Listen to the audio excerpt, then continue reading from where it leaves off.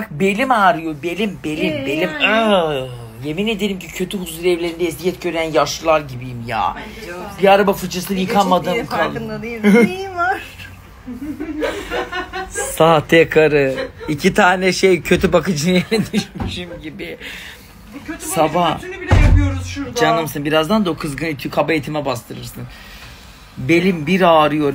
İnanır mısınız? Ortadan 2'ye taze fasulye gibi çatlıyor. Oy. Bugün sabah bir uyandım ki geberiyorum.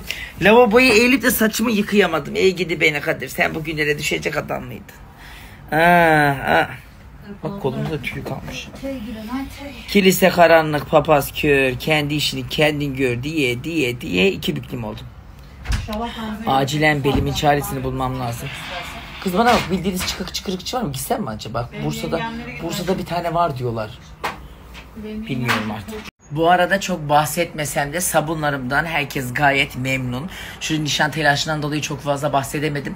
Yorumlara bakıyorum. Kokusundan çok memnunlar. Kullanışının portatifliğinden çok memnunlar. Ve herkes de gayet güzel bir şekilde alıyor. Ben de alımlar çok olduğu için kampanya yapmak istedim. Ve kampanya yapmışken şansınız bol olsun diye 1. ayımızda özelde bir hediyeleşme başlattım biliyorsunuz ki ana sayfada. Şimdi şu anda fiyatı tam unuttum, hatırlamıyorum. Ekrana yazdım. 7'li alımlarda indirim yaptım.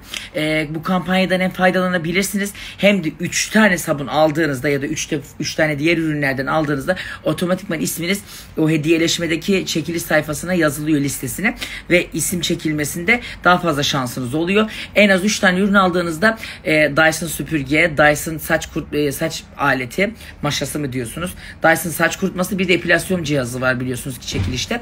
Bunları kazanmak için en az 3 tane alışveriş yapmanız şart. Aynı zamanda da sabunlar indirimde olduğu için de